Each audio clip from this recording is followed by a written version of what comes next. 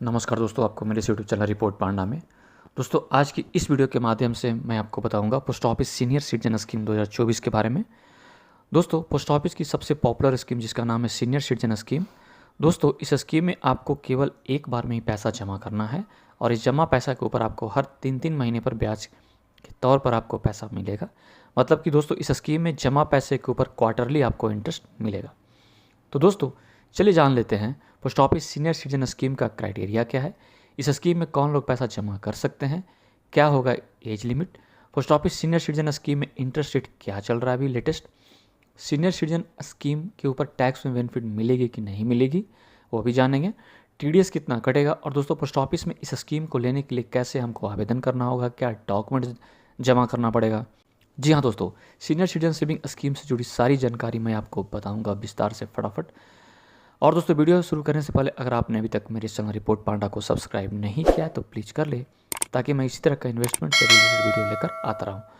और दोस्तों, अगर आप भी इस स्कीम का लाभ लेना चाहते हैं तो आप मुझे नीचे कमेंट में लिखकर जरूर बताएं। तो दोस्तों, चलिए शुरू करते हैं। दोस्तों, पोस्ट ऑफिस की सीनियर सिटीजन स्कीम वरिष्ठ नागरिकों के लिए है। पोस्ट ऑफिस की इस स्कीम में बैंक की फिक्स्ड डिपॉजिट से ज़्यादा ब्याज भी मिलता है। वरिष्ठ नागरिकों के लिए पोस्ट ऑफिस की स्कीम सबसे सुरक्षित निवेश का जरिया है। इस स्कीम के तहत 5 साल के लिए पैसा निवेश किया जाता है। मैच्योरिटी के बाद इस स्कीम को 3 साल के लिए आप और एक्सटेंड कर सकते हैं, बढ़ा सकते हैं। दोस्तों, अब जान लेते हैं पोस्ट ऑफिस की इस स्कीम को कौन लोग ले सकते हैं, क्या होगा क्राइटेरिया। तो दोस्तों, वरिष्ठ नागरिक रिटायरमेंट के बाद SC/SS अकाउंट को खोल सकते हैं। 60 ईयर्स या उससे अधिक आयु के बाद अकाउंट को खोला जाता है। VRS लेने वाला व्यक्ति जो कि 55 ईयर्स से अधिक है लेकिन 60 ईयर्स से कम है, वो भी इस अकाउंट को खोल सकता है। इस अकाउंट की मैच्योरिटी पीरियड 5 ईयर्स की होती है। मिनिमम अमाउंट आप 1000 रुपये से आप स्टार्ट कर सकते हैं। मैक्सिमम अमाउंट 30 लाख है सिंगल अकाउंट। अगर जॉइंट अकाउंट ओपन करते हैं तो मैक्सिमम 60 लाख। इस अकाउंट को नगद और चेक के जरिए खोला जाता है, लेकिन दोस्तों याद रखें कि 1 लाख रुपये तक अकाउंट खोलने के लिए आपको कैश देना जरूरी है, तभी आप इस अकाउंट को खोल सकते हैं। अगर 1 लाख रुपये से अधिक रकम से आप अकाउंट खोलना चाहते हैं तो आपको चेक देना अनिवार्य है, मैंडेटरी है। अब जान लेते हैं सीनियर सिटीजन सेविंग स्कीम में कितने खाते खोल सकते हैं। तो दोस्तों, वरिष्ठ नागरिक एक से अधिक अकाउंट खोल सकते हैं। पति या पत्नी दोनों एक साथ जॉइंट भी खोल सकते हैं। जॉइंट अकाउंट होने की स्थिति में पहला व्यक्ति ही निवेशक माना जाएगा, जब प्राइमरी माना जाएगा। SSC के तहत कई अकाउंट खोले जा सकते हैं, लेकिन हालांकि SSC के तहत जितने भी अकाउंट खोले गए उन सभी अकाउंट में कुल 30 लाख रुपए से अधिक आप जमा नहीं कर सकते। SSC को एक पोस्ट ऑफिस से दूसरे पोस्ट ऑफिस में आप ट्रांसफर कर सकते हैं इजीली। इस स्कीम को 1 साल बाद बंद करने पर जमा रकम पर 1.5% का आपको प्री क्लोजर चार्ज लगेगा, और 2 साल बाद अगर बंद करते हैं तो आप 1% चार्ज देना पड़ेगा आपको।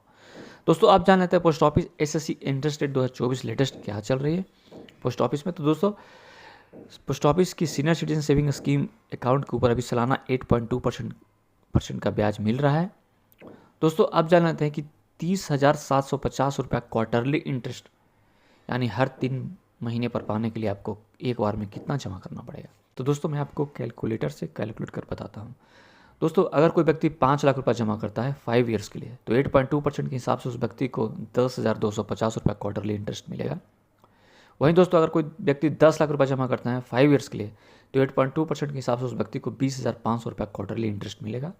वहीं दोस्तों, अगर आप 15 लाख जमा करते हैं 5 ईयर्स के लिए, तो 8.2% के हिसाब से आपको मिलेगा 30,750 रुपया क्वार्टरली। अगर दोस्तों 30 लाख रुपया कोई व्यक्ति जमा करता है 5 ईयर्स के लिए, तो 8.2% के हिसाब से उस व्यक्ति को मिलेगा 61,500 रुपया क्वार्टरली इंटरेस्ट। दोस्तों, अब जानते हैं TDS और टैक्स सेविंग के बारे में। तो दोस्तों, द प्रिंसिपल अमाउंट डिपॉजिट, जो भी आप प्रिंसिपल अमाउंट डिपॉजिट करेंगे, जमा करेंगे इन SSC account, is eligible for tax deduction under section 80C। TDS is applicable on interest earn in a single financial year.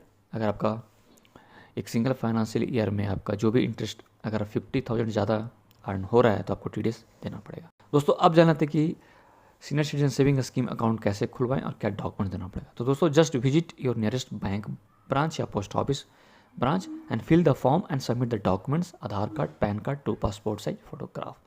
तो दोस्तों, उम्मीद करता हूं कि जानकारी आपके लिए वैल्यूएबल होगी। तो आप मेरे इस वीडियो को लाइक करिए, शेयर करें दोस्तों के बीच। कुछ डाउट है तो आप कमेंट कर पूछ सकते हैं, और दोस्तों मेरे चैनल रिपोर्ट पांडा को सब्सक्राइब जरूर करें। धन्यवाद, थैंक यू।